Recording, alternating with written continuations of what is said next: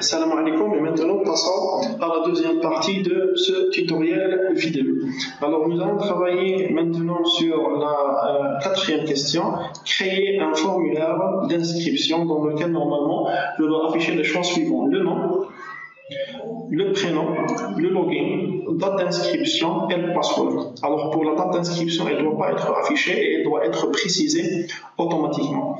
Alors, normalement pour l'inscription, ce que je prévois, c'est que l'utilisateur va me saisir tout simplement dans son lien, par exemple /user/inscription comme lien. Alors en ce qui concerne notre routage, nous allons diviser le lien, voilà, pour être beaucoup plus clair, /user/inscription.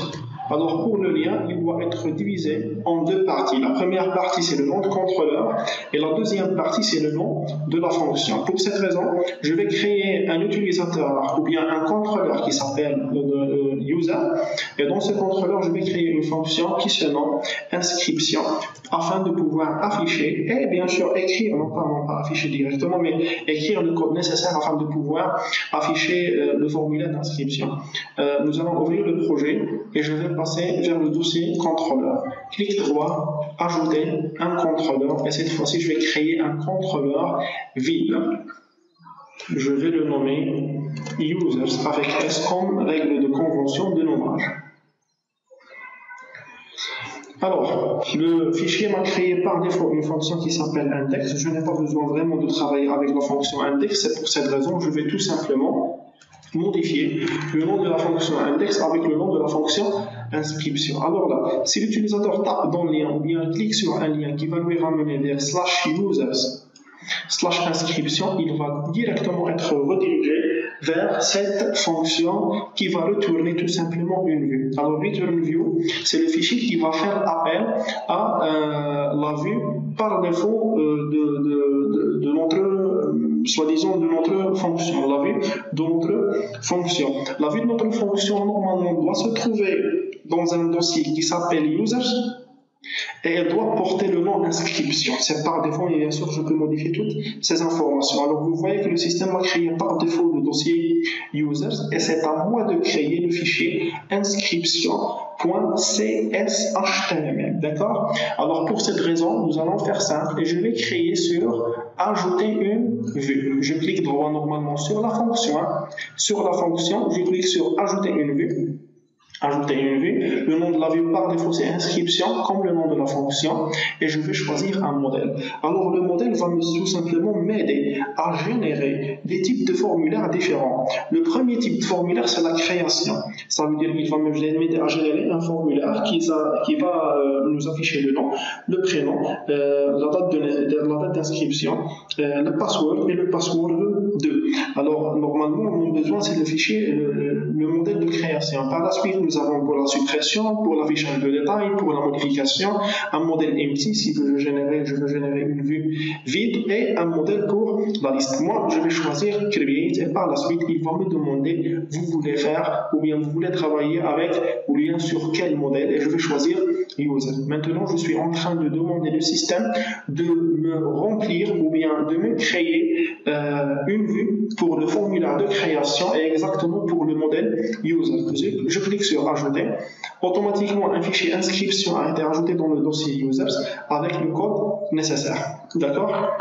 Alors, ne me concentrerai pas sur ces erreurs. Par la suite, ils vont être automatiquement supprimés et je vais exécuter mon serveur. Normalement, je dois avoir un affichage correct d'un formulaire d'inscription, mais bien sûr, je vais éliminer quelques parties. Nom, prénom, l'idée automatiquement ne va pas être affiché. Nom, prénom, le login, password 1, password 2 et la date d'inscription. Je vais essayer d'éliminer cette date d'inscription. Alors pour cette raison, n'ayez pas peur, c'est tout simplement un code HTML dans lequel je peux chercher la partie d'affichage de date d'inscription, c'est ce div, en se basant sur date d'inscription, ça c'est pour le password 2, ça pour le password, et je l'élimine tout simplement. Je clique sur CTRL S pour enregistrer et j'actualise ma page.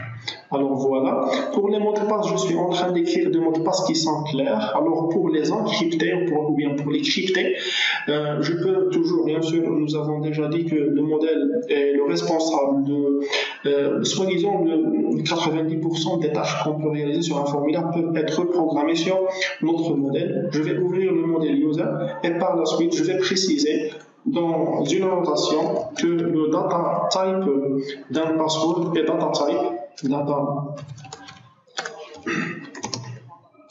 type.password, d'accord, pour préciser que le type de ce champ est un password.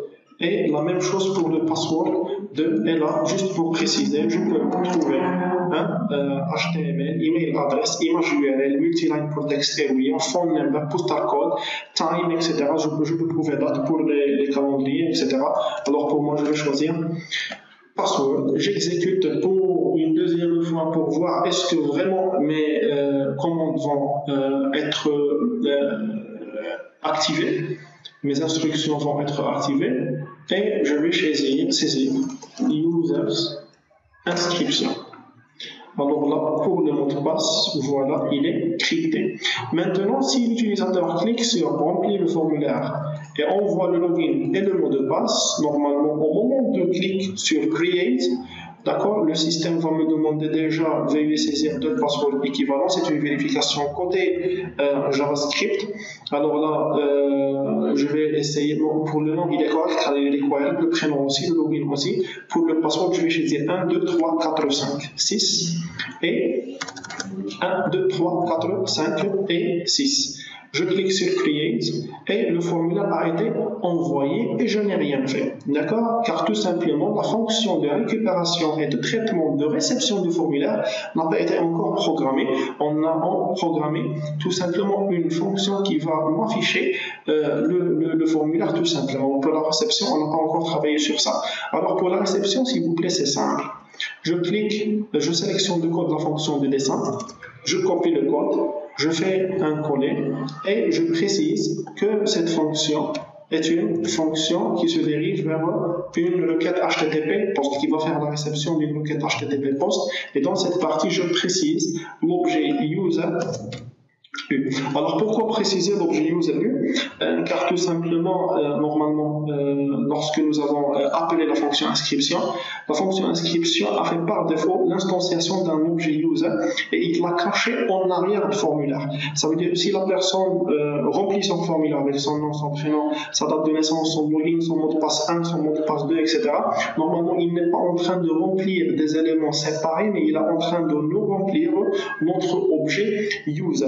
Car user, c'est le modèle qui a été utilisé pour la création d'un formulaire. Alors, à chaque fois que j'affiche un élément sur le formulaire, dans la réception de ce formulaire, je pose toujours la question, le formulaire a été destiné pour la création de quoi exactement, de quel modèle, et le modèle doit être passé en paramètres. Bien sûr, c'est l'importation, et pour être sûr que l'objet user a été bien rempli, je vais mettre un point d'arrêt dans cette partie et tester si user vraiment est bien rempli. Je lance l'application, je vais saisir dans l'URL, bien sûr, le nom et le prénom, slash, plutôt user inscription. Je vais saisir le nom, Mani, Mohamed, login Mani, password 1, 2, 3, 4, 5, 6, 1, 2, 3, 4, 5, 6. Je clique sur Create et par la suite, je mets la souris sur user, c'est ce qu'on appelle l'espionnage. Et ID 0 automatiquement, la date d'inscription je ne l'ai pas précisé, et pour le login, le nom, le password et le prénom, ils sont là. L'idée c'est pour le système de base de données qui va lui générer, on ne peut pas générer un auto-incrément automatiquement et via tout simplement Entity Framework. L'Entity Framework doit aller vers la base de données pour connaître exactement l'idée de l'élément. Ça veut dire qu'on doit toujours et que nous allons toujours avoir au moment de création un ID égale à 0. Pour la date d'inscription, je vais préciser que mon user va avoir comme date d'inscription la date d'aujourd'hui, avoir eu date inscription reçoit datetime point virgule.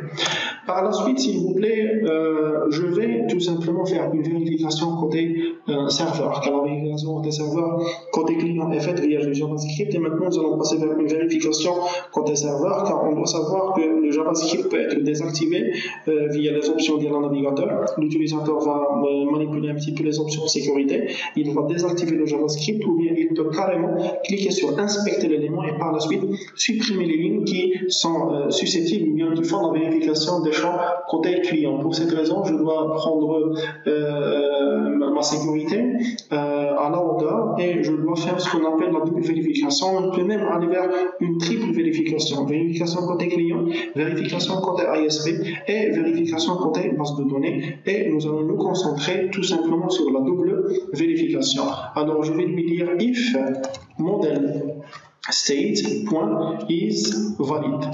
Alors, si l'utilisateur ou bien le code va s'insérer dans cette partie, d'accord, si l'utilisateur ou bien cette condition est valide, ça veut dire que je vais entrer dans la partie if, nous devons savoir que isValid ou bien notre model state plutôt est à 100% correct. Ça veut dire que les informations et les contraintes que j'ai déjà précisées sur le modèle de user sont correctes. Ça veut dire que le min length est 6 et que le mot de passe et le mot de passe sont équivalents.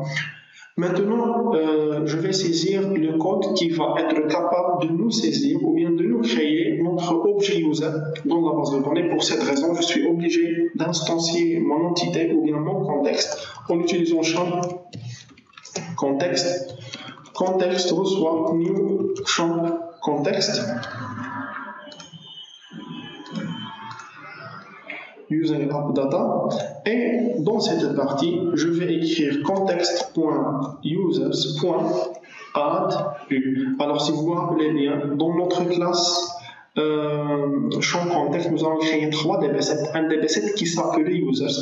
Alors, je fais contexte qui est public, .users.add et tout simplement écrire context.saveChanges. Alors, vous devez savoir que lorsque je travaille avec Entity Framework, je peux éliminer, dans quelques projets, je peux éliminer à 100% tout ce qui est requêtage SQL. C'est ce qu'on appelait à un certain moment la programmation non SQL, mais avec le temps, MongoDB, avec l'apparition de MongoDB et de Big Data, le terme non SQL s'est fondé et c'est parti vers la partie de ces systèmes de gestion de base de données, de gestion de base de données.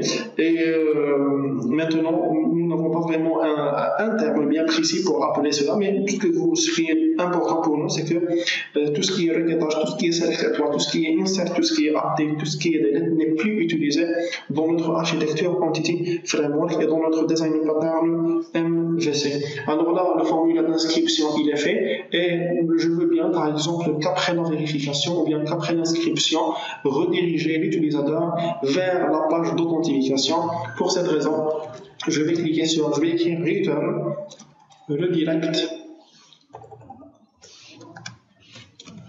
redirect to action et je vais préciser le nom de l'action login.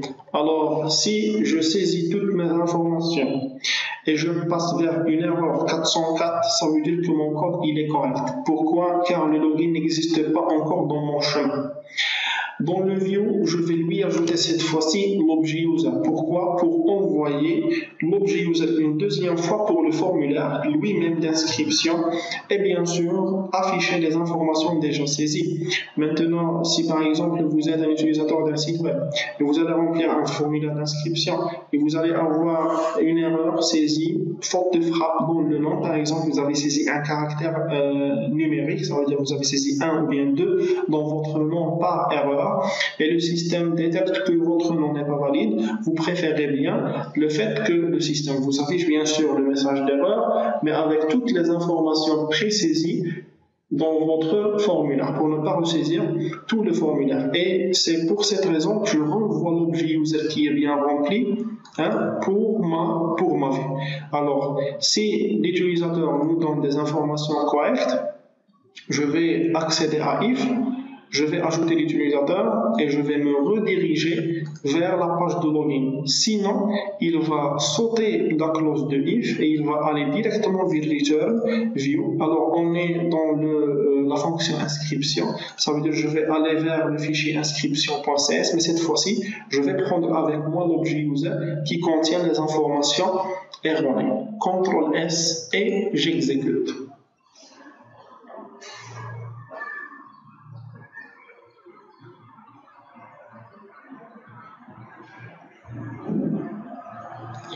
Alors, /users/inscription, je vais saisir un nom, un prénom, un login, un password,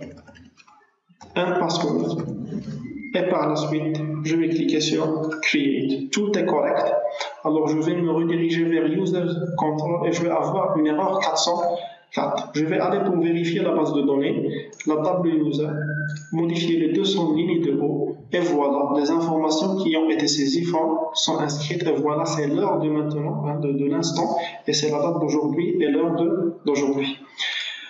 Je m'excuse. Alors là, je passe une deuxième fois vers mon formulaire pour travailler sur un formulaire d'authentification. Un formulaire d'authentification, c'est la cinquième question, créer un formulaire d'authentification.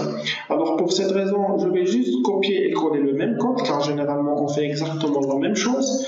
CTRL V, je vais nommer la fonction avec login qui va nous afficher un formulaire vide et je vais le renommer par login une deuxième fois.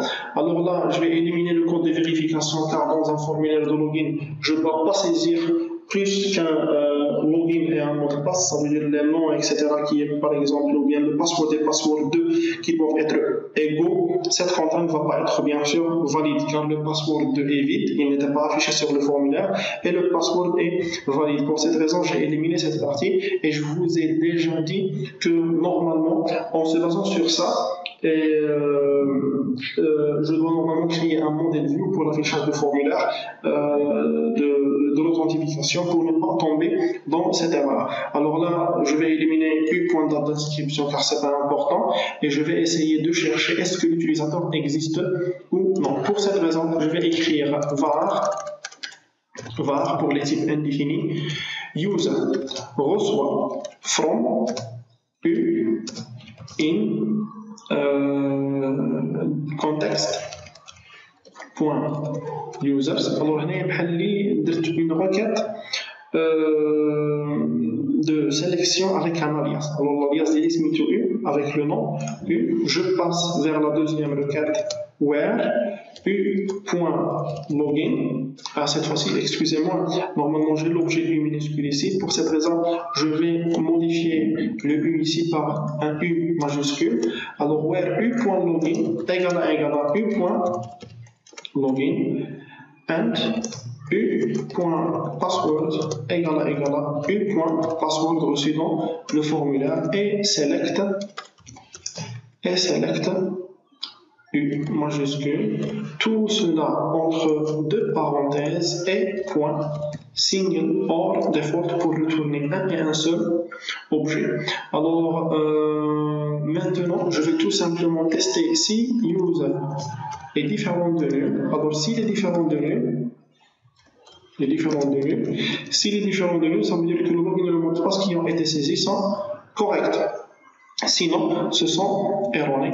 Alors, si ces informations sont correctes, j'ai précisé dans la sixième question, créer deux variables de session afin d'enregistrer le nom et le prénom de l'utilisateur afin de les afficher sur toutes les pages. Alors là, permettez-moi de vous expliquer un petit peu le principe de session. Il faut savoir que la globalité des variables dans le domaine de web est un petit peu différente sur la globalité des variables dans le domaine de desktop. Dans le desktop, nous avons une variable globale, une variable locale et point final, car nous avons un seul ordinateur, une seule RAM, et la variable ci est globale, elle est globale pour vous. Mais dans le domaine du web, le serveur est partagé, la RAM serveur est partagée, les variables serveurs sont partagées. Alors si je déclare une variable en tant qu'une variable globale, je dois toujours ajouter la question, est-ce que cette variable est globale et partagée ou bien globale et non partagée? Exemple, mon nom et mon prénom, ce sont globales et non partagées. Pourquoi? Car normalement, je dois afficher mon nom et mon prénom sur toutes les pages, mais je dois avoir mon propre nom et mon propre prénom. Ça veut dire que je me connecte, mon nom est Mohamed Aidil, ma session doit m'enregistrer les deux informations, Meni comme nom et Mohamed Adil comme prénom dans une session. Si une autre personne, par exemple, qui s'appelle Khaldi Mohamed va se connecter, mon nom et mon prénom ne doivent pas être écrasés ou bien impactés. Il doit avoir son propre nom à lui et son propre prénom à lui. On les appelle des variables globales non partagées. Pour le contraire, les variables globales partagées, nous avons par exemple un exemple fameux, le nombre de personnes connectées. Si je me connecte comme un utilisateur, premier utilisateur à être connecté, je dois avoir comme indice nombre de personnes connectées sont 1. Si un deuxième client se connecte, nous devons les deux partager la valeur 2. Ça veut dire s'il affiche le nombre de personnes connectées, il va avoir 2 et moi c'est la même chose. Si le numéro 120 se connecte, nous devons partager tous la valeur 120. Alors c'est une variable globale et non partagée. Pour les variables globales, plutôt globales et partagées. Pour les variables globales et partagées, on travaille avec le scope et bien le contexte application, sinon on travaille avec ce qu'on appelle les sessions et on doit savoir que chaque personne connectée sur un serveur web a sa propre session à lui, d'accord, comme le système de casier dans une salle d'entraînement, par exemple, cette salle de sport, comme un système de casier. Nous avons tous un casier avec un numéro bien précis dans lequel nous allons mettre toutes nos affaires avec, bon, soi-disant, entre parenthèses, un petit peu de sécurité par rapport à une autre solution qu'on appelle généralement les cookies, car généralement on souffre toujours des problèmes d'attaque qu'on appelle man in the middle, si vous voulez faire une recherche sur cette attaque. Alors maintenant, passons au vif du sujet. Nous allons créer deux variables session, une variable qui s'appelle nom dans laquelle nous allons mettre le nom de l'utilisateur et une autre qui s'appelle qui se nomme bien, oui, qui s'appelle prénom et dans laquelle nous allons mettre le nom, le prénom de l'utilisateur. Pour cette raison, application, plutôt, je m'excuse, HTTP contexte.session. Non. Alors ne craignez pas cette écriture car tout simplement je suis en train de déclarer une variable. Alors, on a l'habitude par exemple de déclarer des variables simples avec string, non. Cette fois-ci pour déclarer une variable dans la session, on me donne http contexte.session entre crochets le nom de la variable reçoit user.nom. Alors si vous posez la question c'est quoi user? User c'est l'objet dans lequel j'ai mis le résultat de la sélection précédente. Par la suite http contexte prénom user.prénom. Alors là, j'ai pu enregistrer le nom et le prénom de l'utilisateur dans deux variables nom et prénom et je vais le rediriger par exemple vers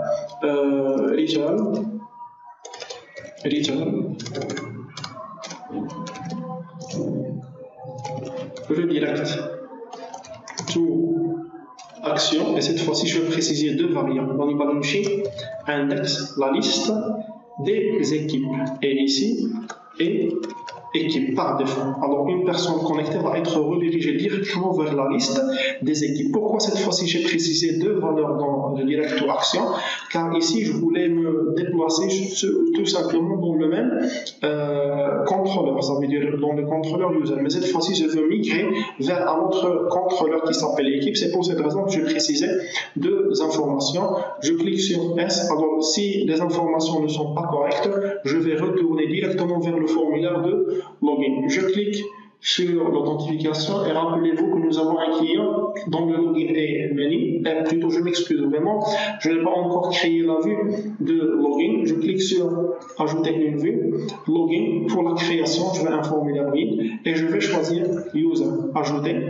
Et par la suite, je vais chercher toutes les parties que je ne veux pas afficher sur mon formulaire commençons par le nom, par la suite vers prénom, le login doit être affiché, le password doit être affiché, le password 2 et la date de naissance ne doivent pas être affichés et je lance.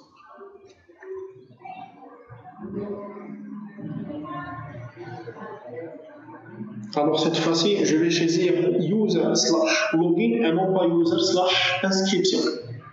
Voilà, /login automatiquement. Je vais écrire Meni et dans le password, je vais écrire un password erroné. 1, 2, 3, 7, 8, 9.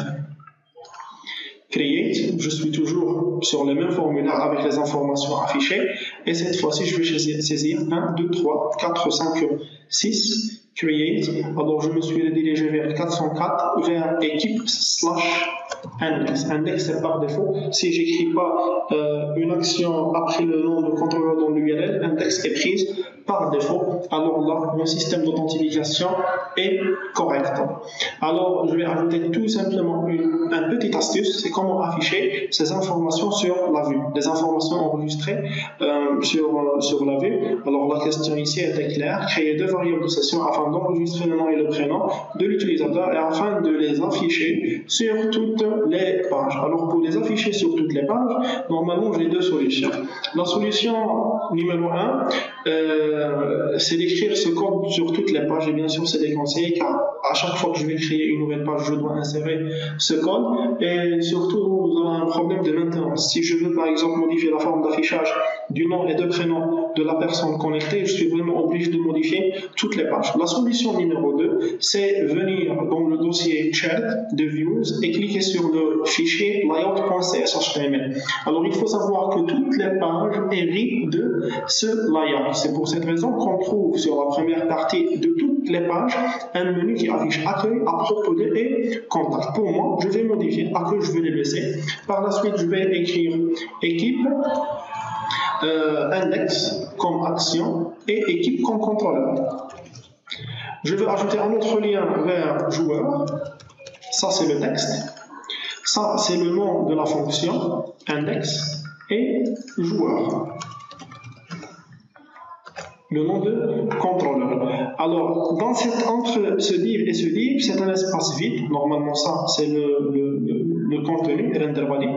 Et ça, c'est le footer qui s'affiche en bas de page. Moi, dans cette partie, je veux afficher le nom de l'utilisateur. Pour cette raison, je vais écrire un arrobas juste pour faire la différence.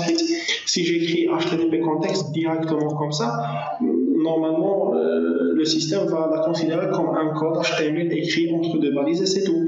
Mais pour faire la différence entre le code HTML et le code C#, j'ajoute un arrobas, j'écris HTTP context et cette fois-ci, je ne vais pas écrire .session directement, mais .current.session et entre crochets le nom. Espace, et je copie la même phrase, CTRL-V, le prénom. D'accord?